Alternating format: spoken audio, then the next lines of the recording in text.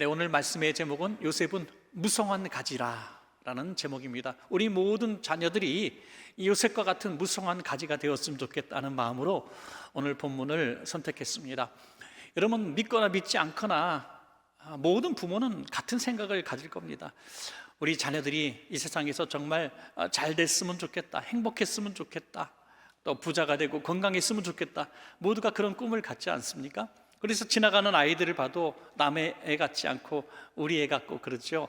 오늘 유년부가 찬양을 이렇게 했는데 우리 성도님들의 표정을 제가 잠시 봤더니 다 흐뭇해 하시고 엄마 표정, 아빠 표정을 이렇게 짓는 것을 보게 됩니다. 왜 그렇습니까? 그냥 아이들 보면 좋은 거예요. 예쁘고 정말 잘 됐으면 좋겠고 사랑스럽고 그렇습니다. 믿거나 믿지 않거나 다 마찬가지입니다. 자식 사랑하는. 그래서 자식을 위해서 뼈가 부서져라 일하고 참고 견디고 희생합니다. 정말 아이들 교육시키기 위해서 이전에 우리 부모님들이 그렇게 고생하는 시절에도, 정말 먹거리 걱정하는 시절에도 밭을 팔고 소를 팔았지 않습니까? 그만큼 아이들을 위해서 모든 것 다 쏟아부으신 부모님들의 마음 뭡니까? 결국에는 우리 때는 고생해도 우리 자식들은 잘 돼야 된다, 이런 꿈 아니겠습니까? 오늘 본문은 이제 12지파 조상인 요셉의 아버지 야곱이 모든 아들들을 축복하는 장면입니다. 한 사람 한 사람 축복하다가 오늘 함께 읽으신 본문은 요셉에 해당되는 축복의 내용들이죠. 뭐 다른 부분 다 제가 설명할 수는 없지만 가장 대표적인 이 축복이 뭡니까? 요셉은 무성한 가지라라는 이 축복의 부분입니다. 여러분, 무성한 가지라고 하는 것은 그냥 잎사귀만 무성하다는 뜻이 아니라 정말 보기에도 아름답지만 그 안에 풍성한 열매가 맺힌 그 나무를 무성한 가지라 이렇게 표현해 놓고 있습니다. 보기도 좋고 열매도 있고 아름다워서 또 선한 영향력으로 그 열매를 통해서 많은 사람들에게 기쁨을 주고 또 줄임배를 채우게 하는 이런 영향력 있는 삶을 사는 모습, 바로 이것이 무성한 가지의 삶이다, 그렇게 말씀드릴 수 있습니다.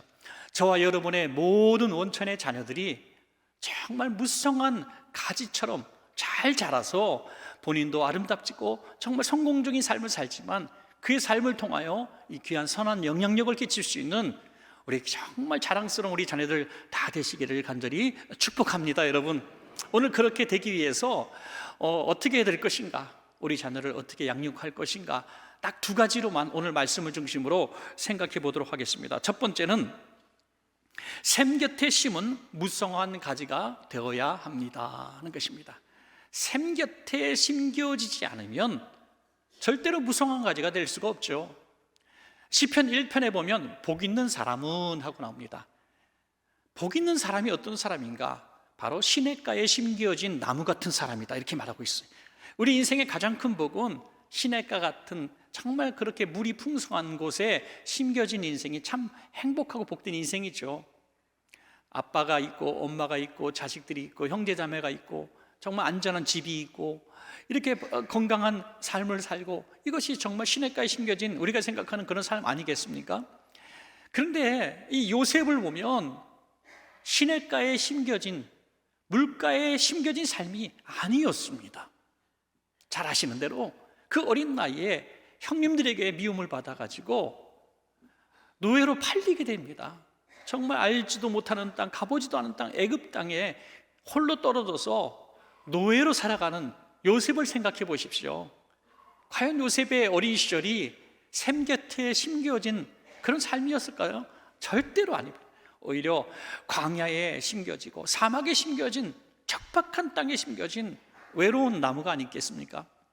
그런데 그 요셉의 가지가 꺾일 것 같고 죽을 것 같은 그 나지가 꽃을 내고 또 열매를 내고 무성한 가지를, 또 잎사귀를 내어서 오늘 우리가 아는 요셉이 되었단 말입니다. 참, 그래서 저는 이렇게 생각합니다. 우리 성도님들이 우리 자식들을 육신적으로 볼 때 정말 풍성한 샘 곁에 심겨진 자녀들을 되게 하려고 몸부림을 치잖아요. 열심히 일해서 돈 잘 벌어서 애 교육비 잘 대주고, 보내달라는 학원 다 보내주고, 원하면 유학도 보내주고, 또 살아갈 수 있는 환경도 마련해주고, 결혼할 때 뭐 많이 못 해주고 그냥 빌딩 하나 정도 사주고, 그렇죠?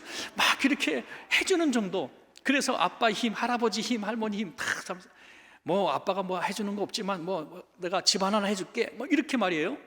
그게 이 아이는 어떻게 보면은 샘 곁에서 잘 자란 온실의 화초 같은 그런 마음이 들지 않습니까?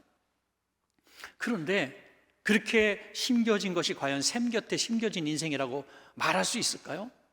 그렇지 않다는 것입니다. 우리가 비록 해준 것이 없어요. 자식들 등록금 걱정 매해마다 합니다. 또 아이들이 보내달라는 거 보내줄 수가 없습니다. 남겨준 게 아무것도 없어요. 그냥 어린 나이에 직장에 가서 자기가 열심히 벌어서 힘들게 정말 그 조그만 박봉을 받아가지고 자기 인생을 계획하는 게 아니라 집안에 보태주는 이런 삶을 사는 우리 청소년들, 우리 학생들이 얼마나 많아요. 여러분, 그렇다면 우리는 샘이 되지 못한 걸까요? 아니라는 겁니다. 이 샘이 뭐냐? 샘은 우리가 아니라 예수님이신 줄로 믿으시기 바랍니다. 영적인 의미를 담고 있는 거예요. 육신적인 물을 주는, 풍성한 물을 주는 샘이 아니라 예수님 곁에 심겨진 나무가 되게 하라, 이 말씀인 것이죠. 창세기 49장 22절입니다. 요셉은 무성한 가지 곧 샘 곁에 무성한 가지라. 그 가지가 담을 넘었도다. 할렐루야.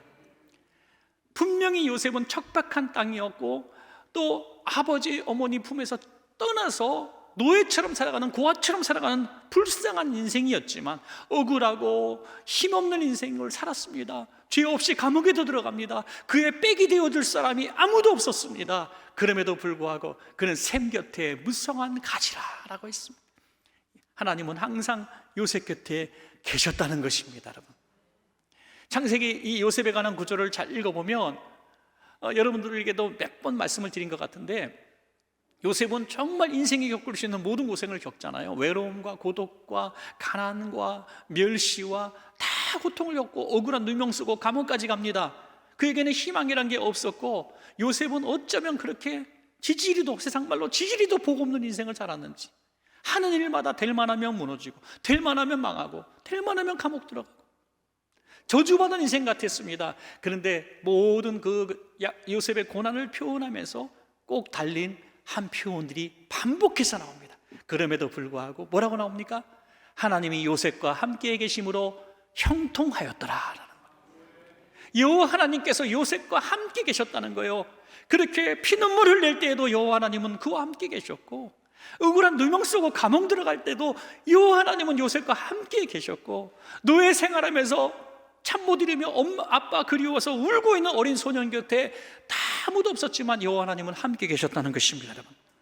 여러분, 우리가 물질적으로 또 든든한 백으로 우리 자녀들 옆에 있지 못해도 저 멀리 해외 유학을 보내고 군대를 보내고 정말 산업전선에 뛰어들게 만들었어도 여러분, 우리 자녀들 하나님과 함께 있으면 두려울 것이 없습니다. 무성한 가지가 될 수 있고요, 담을 뛰어넘을 수 있는 유명한 사람도 될 수가 있는 것입니다. 오직 예수 그리스도 곁에 꼭 붙어 있도록 교육시키시기 바랍니다. 예수님께서 자신이 누구신가를 설명한 구절이 있습니다. 요한복음 7장 37절부터 39절 말씀입니다. 명절 끝날 곧 큰 날에 예수께서 서서 외쳐 이르시되 누구든지 목마르거든 내게로 와서 마시라. 나를 믿는 자는 성경의 이름과 같이 그 배에서 생수의 강이 흘러나오리라 하시니 이는 그를 믿는 자들이 받을 성령을 가르쳐 말씀하신 것이라. 아멘. 우리는 예수님께 우리 아이를 맡겨야 됩니다. 예수님, 우리 아이 예수님 샘 곁에서 절대로 떠나지 않기를 원합니다. 간절하게 그런 기도를 해야 되죠. 여러분, 우리가 할 수 있는 일은 그거밖에 없습니다. 그거밖에 없습니다. 자식이 셋이는데 하나 잘 키웠다고 두 번째, 세 번째 잘 키울 자신 있습니까? 한 번 해봤다고요? 아니에요. 셋 다 달라요. 어쩌면 그렇게 힘든지 알 수 없어요. 세상에서 자식 교육 제일 힘들게 시키는 사람이 교육학 박사라 그러더라고요. 하여튼 세상에서는 교육은 많은데 지식은 많은데 당황하는 거예요. 이렇게 책대로 하면 되는데, 이론대로 하면 되는데 안 된다는 거죠.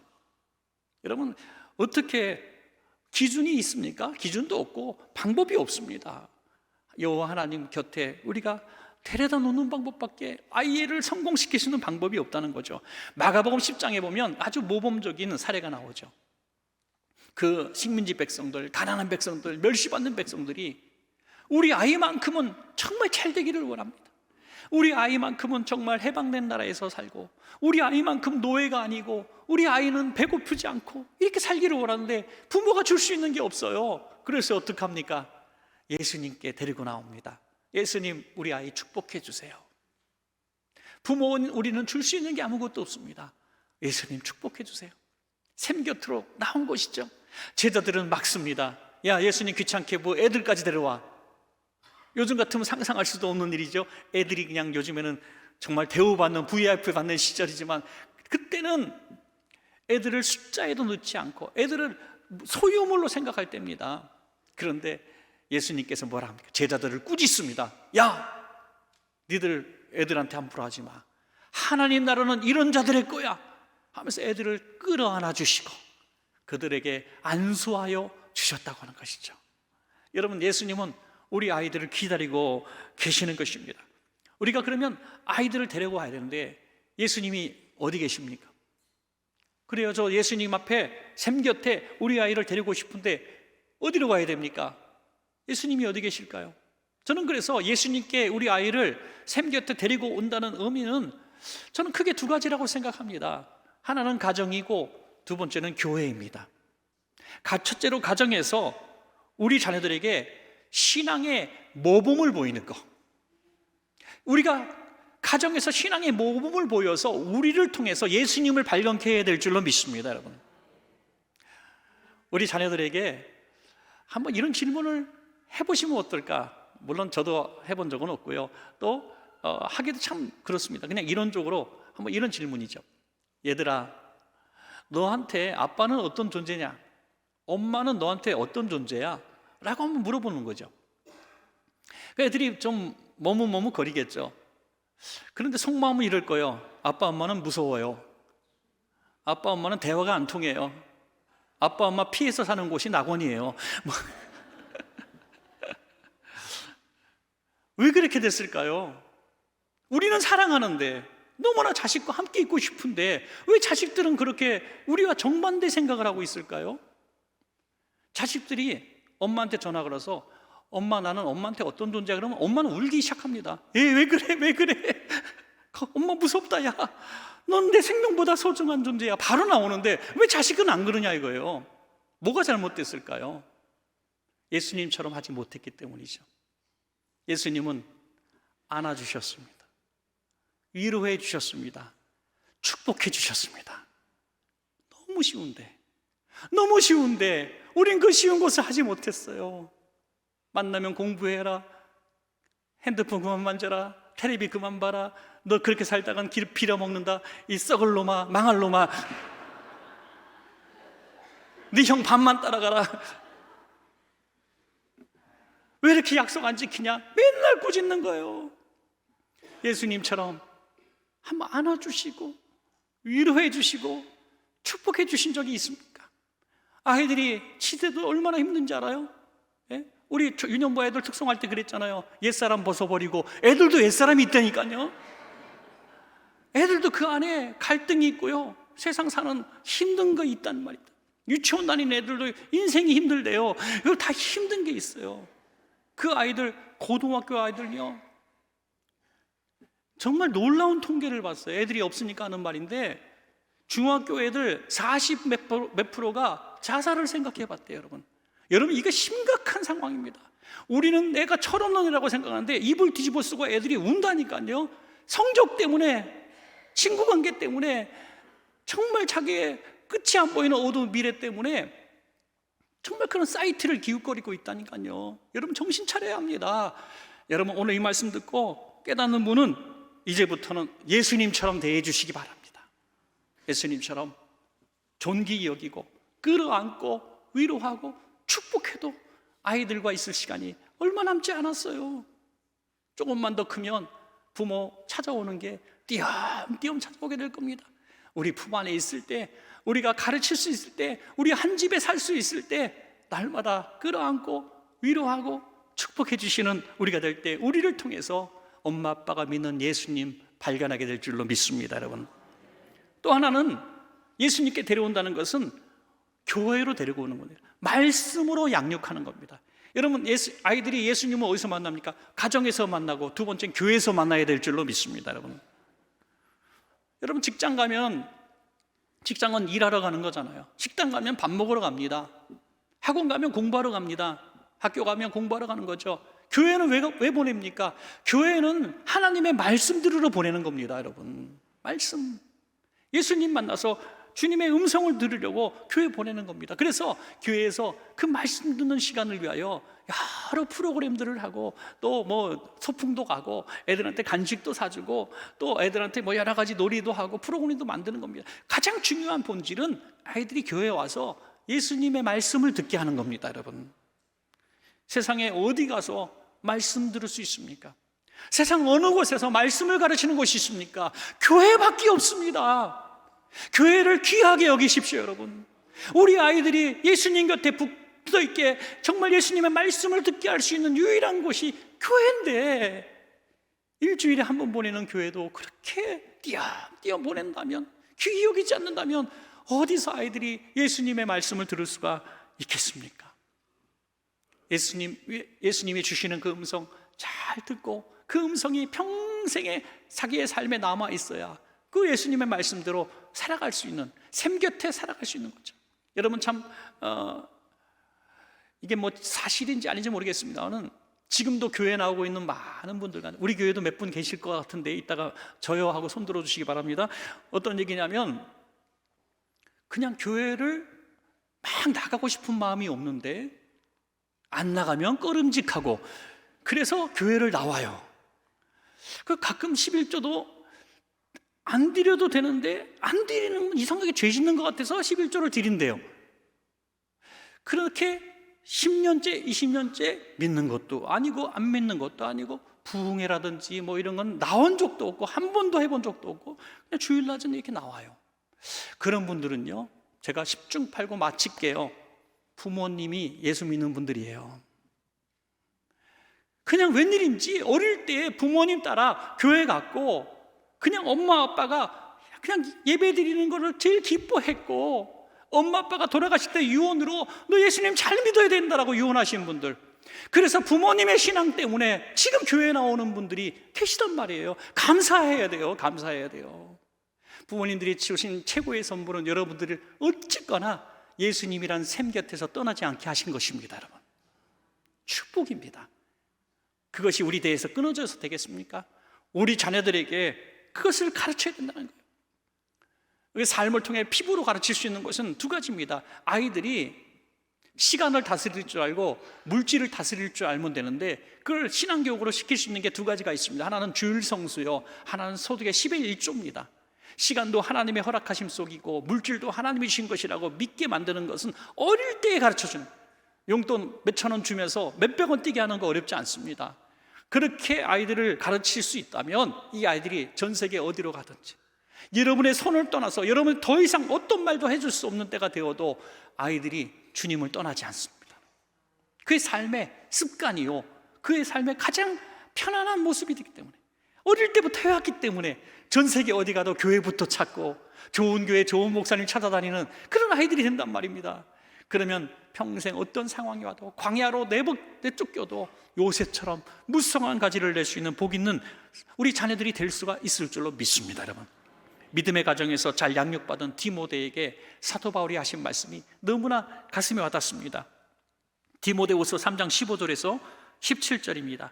또 어려서부터 성경을 알았나니 성경은 능히 너로 하여금 그리스도 예수 안에 있는 믿음으로 말미암아 구원에 이르는 지혜가 있게 하느니라. 모든 성경은 하나님의 감동으로 된 것으로 교훈과 책망과 바르게 함과 의로 교육하기에 유익하니 이는 하나님의 사람으로 온전하게 하며 모든 선한 일을 행할 능력을 갖추게 하려 함이라. 아멘. 얼마나 귀합니까? 우리 자녀들 교회 열심히 보내시고요, 교회를 나가는데 방해가 되는 것들이 종종 있을 거예요. 어느 날 와가지고 마치 예수님의 제자들이 아이들을 막은 것처럼, 엄마 나 교회 안 갈 거예요. 왜? 나 오늘 선생님한테 뭐 한 소리 들었어요. 나 우리 전도사님 보기 싫어, 안 갈 거예요. 전도사님 뭐 예쁜 애만 이뻐하고 나는 안 이뻐하고 별소리 다 할 거란 말이죠. 없는 얘기 막 지어내서 할 거예요, 교회 안 가려고. 그러면요, 바로 제자들처럼 되는 거예요. 여러분, 그래도 이렇게 얘기하십시오. 아니야, 넌 예수님 만나러 가는 거야. 너 예수님 음성 들으러 가는 거야. 너 예수님 말씀 들으러 가는 거야. 너 거기에 절대로 교회를 떠나서는 안 된다. 교회 다녀야 된다. 너 가서 예수님 말씀 듣고 예수님 말씀대로 살아야 오늘 이 복을 받을 수 있어. 그렇게 말씀할 수 있어야 합니다. 그래서 우리 자녀들이 어떻게든지 교회 안에서 잘 정착하도록 해요. 여러분들이 애들이 그런 말 하면요, 참 어리석은 엄마는요 바로 전도사님한테 전화가 옵니다. 전도사님, 우리 애가 이렇게 얘기하는데 맞아요? 뭐라고 전도사님이 아니에요 뭐 어쩌고 그러면 잠깐만 기다리겠어요. 내 교회를 뒤집어 엎어야지 내가. 아니 이래가지고 어떻게 아이들이 교회를 나오고 하나님의 말씀을 듣냐 이거예요. 여러분, 아이들이 어릴 때부터 전도사님 말씀에 순종하는 법도 가르치고 교회 가서 예수님 만나고 음성 듣고 암송하고 그 말씀대로 사는 법 잘 가르쳐야 그 아이가 샘을 떠나지 않고 그 복을 평생 갖게 될 줄로 믿습니다. 자, 마지막 두 번째는 담을 넘는 무성한 가지가 되어야 합니다. 여러분, 가지가 무성하고 열매를 맺는 건 자기 복입니다.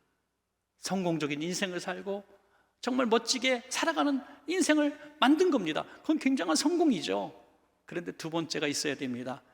선한 영향력을 끼치는 삶을 살아야 바로 요셉과 같은 무성한 가지에 복이 받은 사람이 될 수가 있다는 거죠. 자기만 잘 먹고 살아. 여러분, 참 요즘 시대가요 옛날보다 더 정말 이기적이고 개인적인 시대가 된 것 같아요. 요즘에 제일 갖고 싶은 직업, 장래 희망이 뭔지 아십니까? 1위가 유튜버예요. 예. 왜 그거 하고 싶냐? 첫째, 인기 있고 좋아서. 두 번째, 돈 많이 벌어서 좋아서. 다른 아무것도 목적이 아니에요. 인기 있고 돈 많이 벌어서. 여러분, 놀랍지 않습니까? 불과 30년 전쯤 여러분들, 우리들이 주일학교 다니고 40년 전 다닐 때 교회에서 너 꿈이 뭐냐? 너 직업 뭐 갖고 싶냐? 그러면 의사요, 교사요, 선교사님이요, 목사님이요, 또 유명한 뭐 과학자요. 그러지 않았어요? 왜? 그래가지고 저는 아프리카에 어려운 사람들 도와주고 싶어요. 저 의사가 돼서 사람 많이 고쳐주고 싶어요. 좋은 선생님 돼서 애들을 잘 가르치고 싶어요. 그러지 않았어요? 왜? 저만 그랬나요? 여러분, 같은 시대 살았잖아요. 애들 다 그랬잖아요. 선한 영향력에 대해서 얘기를 했단 말입니다. 근데 요즘 애들은 그런 애들이 없어요. 돈 많이 버는 직업. 왜 그렇게 될까요? 다 부모 세대의 잘못이라는 거죠. 우리는 이렇게 가르쳐야 됩니다. 너는 잘 돼야 돼. 그래서 무성한 가지에 무성한 열매를 맺어야 돼. 그래서 담 밖에 있는 사람들에게 나눠줘야 돼. 할렐루야. 담을 넘어야 된다는 거예요. 어떤 집 가면 나무가 안에 심겨져 있는데 과실이 밖에 주렁주렁 매달려 있어요. 그래 지나가는 사람이 너무 탐스럽고 길 밖에 있는 거 뜯어 먹었단 말이에요. 법적으로 아주 곤란해집니다, 이게. 예, 과실은 주인은 안에 있는데 바깥에 나온 거, 남의 땅에 떨어져 있는 거 먹어도 되냐? 뭐 복잡하잖아요. 여러분, 그 정도가 아니라 더 많이 전 땅, 이 지나가는 사람뿐이 아니라 나라를 넘어가서 다른 나라에까지 있는 사람들에게까지 이런 열매를 줄 수 있는 그 삶이 바로 가지가 담을 넘은 요셉의 삶이다 이거죠. 여러분, 요셉이 그렇지 않습니까? 요셉이 총리가 되어서 자기만 잘 먹고 살았습니까? 나 이제 그 고생은 끝났다. 나는 이제 성공했다. 형님들 만나면 내가 다 복수할 거야. 그랬습니까? 아닙니다. 그가 총리가 되자마자 한 일이 뭡니까? 애굽의 모든 사람들을 굶어 죽지 않게 했고, 주변국 사람들을 굶어 죽지 않게 했고, 자기 이스라엘 전 가족들을 굶어 죽지 않게 했고, 12지파를 보존하는 역할을 했습니다. 여러분, 누가 그를 도와준 사람도 없고 그를 버렸고 그를 죽게 만들었지만 오히려 그는 원수 같지 않고 오히려 자기의 성공을 다른 사람을 위하여 그 자기를 버리고 죽이려고 했던 형님들에게까지 얘기합니다. 형님들 걱정하지 마세요. 형님들이 나를 버린 게 아니라, 죽이려고 한 게 아니라 여호와 하나님께서 나를 먼저 보내신 것 뿐입니다. 내가 형님들의 자식들까지 책임질게요. 이 놀라운 말이 어디서 나왔습니까? 요셉은 자기에게 주어진 모든 성공이 자기가 잘나서가 아니라 하나님이 베풀라고 주신 것이라고 믿었다는 것입니다, 여러분. 그래서 우리는 우리 자녀들에게 담을 넘는 꿈을 가르쳐야 되는데요, 그 비결을 가르쳐야 되는데 저는 그것도 두 가지라고 생각해요. 하나는 너 담을 넘는 꿈을 꿔야 돼. 자꾸 얘기해 주셔야 됩니다. 너는 목적, 너 인생의 목적은 다른 사람들을 위해서 복을 주는 사람이 되어야 돼 라고 말해줘야 된다는 거죠. 참 그렇게 말하지 않았어요. 우리는 야, 너 공부 열심히 해야 돼, 좋은 대학 가야 돼, 좋은 직장 가야 돼, 너 그래서 좋은 사람 만나 결혼해야 돼, 너 그래서 정말 자랑스럽게 살아야 돼. 거기까지는 너무너무 많이 얘기했는데 어릴 때부터 야, 너는 주는 사람이 돼야 돼, 너는 복음을 전하는 사람이 돼야 돼, 너는 예수님처럼 사랑을 전하는 사람이 돼야 돼, 희생하는 사람이 돼야 돼, 그렇게 말하지 않았다는 거예요. 여러분, 담을 넘는 꿈을 꾸는 아이가 세상을 다스릴 줄로 믿습니다. 여러분, 위대한 하나님의 사람들은 늘 이타적인 사람이었고 늘 온유한 사람이었고 늘 희생하는 사람이었어요. 여러분, 성경의 모든 인물들 보세요. 이기적인 사람, 개인주의적인 사람이 리더가 된 적이 있습니까? 항상 베푸는 사람, 희생하는 사람이 리더가 됐습니다. 여러분, 그래서 우리 자녀들 이렇게 큰 꿈을, 베푸는 꿈을 갖도록 자꾸 아이들을 훈련시킬 때 아이들이 눈빛부터 달라지고 어떤 직장에 가도 어떤 나라에 가도 그를 귀히 여기는 인물이 될 줄로 믿습니다. 여러분, 마지막 하나는요, 하나님과 사람 앞에서 성실하게 사는 법을 가르쳐야 됩니다. 성실하게 하나님을 두려워할 줄 알고 사람을 사랑할 줄 아는 이 법을 가르친다는 거죠. 여러분, 요셉은 무성한 가지가 될 수 있었는데 그 비결이 뭡니까? 어디를 내놔도 사람과 하나님 앞에 정직했다는 거예요. 성실했다는 겁니다. 노예로 딱 버림받았을 때 원망하고 저주하고 죽지 않았습니다. 노예의 일을 너무나 성실하게 하는 거예요. 정직하게. 얼마나 정직하게 했냐면 그 보디발이 가정의 모든 일을 다 맡겼습니다. 재정까지 맡기고 또 인사관리까지 맡겼단 말입니다. 그런데 흠이 보이지 않아요. 흠이 하나 생길 뻔한 게 뭡니까? 그 아내 보디발 아내가 유혹한 거죠. 그러나 요셉은 넘어가지 않습니다. 나 하나님 앞과 우리 주인님 앞에서 당신을 취하여 범죄할 수 없습니다. 끝까지 성실하고 정직한 모습. 그래서 누명을 쓰고 감옥까지 들어갑니다. 감옥에서 또 얼마나 성실합니까? 그래서 간수장이 이 요셉의 성실함을 보고 감옥에 재반 업무를 다 맡기죠. 나중에 왕을 만났을 때 왕이 얘기합니다. 야, 내가 너보다 높은 건 왕자리밖에 없어. 네가 나라를 다스려라. 그래서 총리가 되지 않습니까, 여러분? 바로 이것이 하나님과 사람 앞에서 성실하게 정직하게 살았을 때 하나님이 주시는 그런 복인 것입니다. 여러분, 우린 자녀를 위해서, 만남의 축복을 위해서 많이 기도합니다. 저도 우리 성도님들이 만남의 축복을 정말 많이 받기를 바랍니다. 그런데 좀 욕심을 부려보면 어떨까요? 하나님, 우리 아이를 만나는 자들이 복되게 하여 주시옵소서. 우리 아이가 복 받는 곳에 가는 게 아니라 복이 없는 곳에 가도 그것이 복 받는 곳이 되게 해 주시옵소서. 복덩어리가 되게 해 주시옵소서. 복덩어리. 여러분, 얼마나 귀한 복입니까? 요셉이 있는 곳에 부요가 있고 평안이 있고 복이 있었습니다. 우리 자녀들이 그런 사람이 될 수 있다면 얼마나 좋을까? 그것이 바로 담을 넘은 무성한 가지라는 것입니다. 여러분, 말씀을 맺겠습니다. 아직 기회가 있는 분들은 참 감사한 일이죠. 애들이 다 커서 이제 뭐 더 이상 내 교육을 받을 수 없는 환경이 있다면 안타깝지만 우리 손주 손녀들에게 좀 가르쳐 주시기 바랍니다. 두 가지를 우리는 배웠습니다. 하나는 절대로 예수님 곁을 떠나지 않도록 가르치는 것이죠. 두 번째로 사람들에게 나눠주는 열매를 나눠주는 담장을 넘는 사람이 되도록 가르치는 것입니다. 그럴 때에 무성한 가지가 되어서 정말 요셉처럼 칭찬받고 지금까지 우리가 존경하는 그런 인물이 우리 자녀들이 다 되어서 여러분 신앙의 명문가를 이루시기를 간절히 축원합니다.